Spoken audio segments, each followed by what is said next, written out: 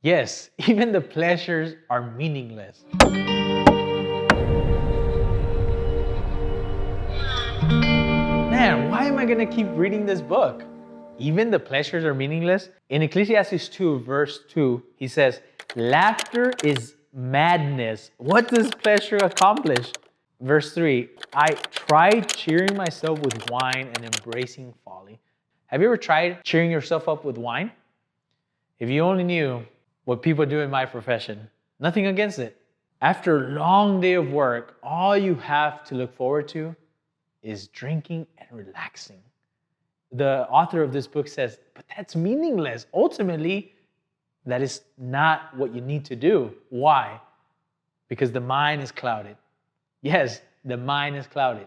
Even the pleasures are meaningless. Trust me, keep listening to what he says. Verse 4, I undertook great projects. I built houses for myself and planted vineyards. Verse 5, I made gardens and parks, planted all kinds of fruit. Verse 6, I made reservoirs to water groves and flourish the trees. Verse 7, I have so many servants in my castle. Verse 8, I amass gold and silver. Think about it. You have this king that has everything at his disposal. So many servants, so much gold, so much silver, everything that this world can provide in pleasures. Everything. And then he says, that still is meaningless. Man, then what can we, people that are not kings and have everything at our disposal, what can we then provide ourselves that will bring meaning to this life? Keep reading with me. Just wait to what he says. Verse 10, I denied myself nothing my eyes desired. I refused my heart no pleasure. My heart took delight in all my labor, and this was a reward to all my toil. Verse 11, yet when I surveyed all that my hands had done and what I had toiled to achieve, everything was meaningless, a chasing after the wind. He says he didn't refuse anything that the heart can desire. Picture that. Think about everything in your life you've wanted and you just were able to get.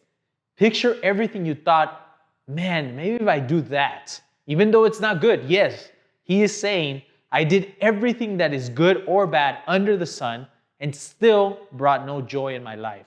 It was still meaningless. Then what is the point? Why are we here? Why are we living? Why are we doing the things that we're doing if at the end they have no meaning? Again, the book is getting you to the point to make you understand that there's only one thing that has meaning, only one thing that is good, only one thing that will bring true joy to your life, and that is God. But how does that make sense? I can't touch him, I can see him. Sometimes I don't even know if I can feel him. Listen, keep listening to the writer. Again, we don't know how often the writer and the teacher are shifting, but we know, if you remember from the story, King Solomon had all the wisdom in the world. People will come to him to know and learn about science, about the world, about everything. Yet, he says, everything has no meaning. We get to verse 12.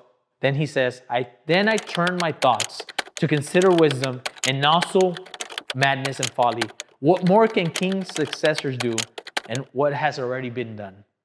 He goes on to talk about everything he has done, everything he has accomplished, everything he has built, and he still finds no joy and satisfaction in life because ultimately life is short.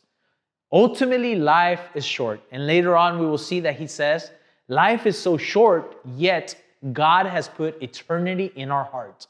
Eternity in our heart? Yes, just think about it. Stop for 1 second. Everyone wants to live forever somehow. Whether their name, whether their project, whatever it is, the goal is to always live forever. We know we can't physically live forever, or can we? That's another study for another time. He is saying, I have accomplished everything, and at the end, it has no meaning. To finish up this chapter, it says, are you ready? Because I know we've all been there. Verse 17. So I hated my life because the work that is done under the sun was grievous to me. All of it is meaningless. I hate all things, verse 18 says. I hate all things because I must leave them to the one who comes after me. Think about this. He hates his life so much because he works so hard, and then he has to leave it to the next person that will probably put it to waste in 1 year, in 1 day. Think about this. You work for something, you create something, you give it to someone, and then they say, this is not good enough. Yet your whole life was spent creating this. Think about it. I have this device in my hand, this supercomputer, yet I put it down, I put it up, I drop it, I could care less. But the person that invented this, their whole life was based on inventing this. And every day you and me will use this like if nothing.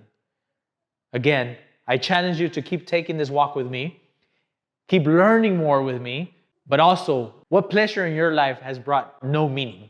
Think about that. What have you done? What great party, what great feast have you gone to that has no meaning?